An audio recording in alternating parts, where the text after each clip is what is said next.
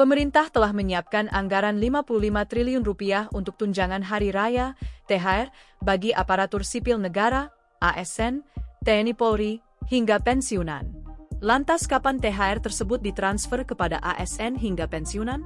Menteri Keuangan Purbaya Yudhi Sadewa mengatakan, keputusan resmi terkait waktu pencairan THR ada di tangan Presiden Prabowo Subianto. Baca juga, siapkan THR Lebaran, cek lokasi ATM BNI dan Mandiri pecahan Rp10.000 dan Rp20.000. Saat ini, Prabowo sedang melakukan serangkaian agenda di luar negeri sejak 16 Februari 2026 untuk kunjungan ke Amerika hingga Inggris. Begitu Presiden pulang dari luar negeri, mungkin dia akan umumkan. Saya nggak tahu, masih diproses, tapi dana-dana sudah siap. Ujar Purbaya usai konferensi pers APBN Kita edisi Februari, Senin, 23 Februari 2026.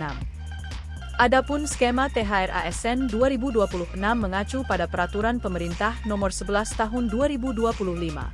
Dalam aturan tersebut, komponen THR terdiri atas beberapa unsur, yakni: pertama, gaji pokok yang disesuaikan dengan pangkat, golongan, dan masa kerja. Kedua, tunjangan keluarga yang meliputi tunjangan suami, istri, dan anak sesuai ketentuan. Ketiga, tunjangan pangan, yang umumnya berupa tunjangan beras atau pengganti nilai beras. Keempat, tunjangan jabatan atau tunjangan umum, termasuk tunjangan struktural, fungsional, maupun tunjangan umum bagi ASN non-jabatan. Kelima, tunjangan kinerja, TUKIN, yang besarannya menyesuaikan kebijakan fiskal pemerintah dan dapat dibayarkan penuh atau sebagian.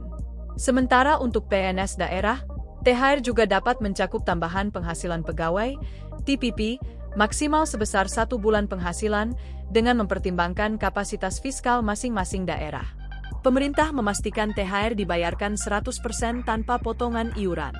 Perhitungannya mengacu pada masa kerja.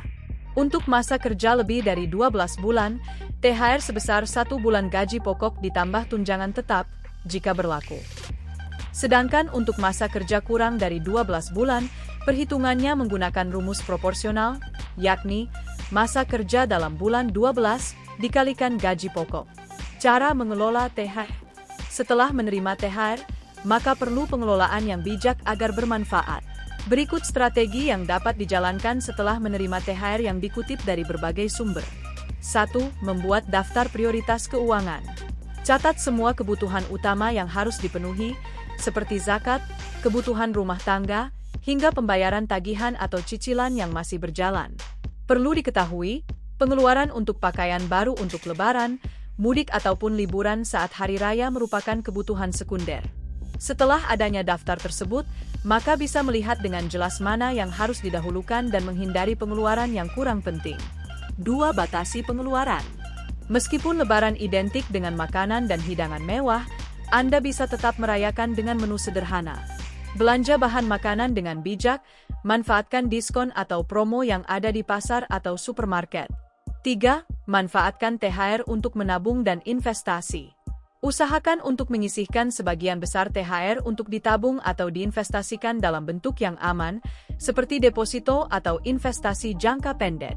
Ini akan membantu menciptakan dana darurat. 4. Berbagi ke sesama.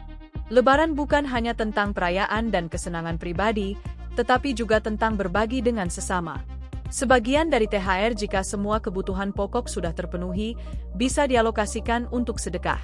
Download Tribun X sekarang, menghadirkan lokal menjadi Indonesia.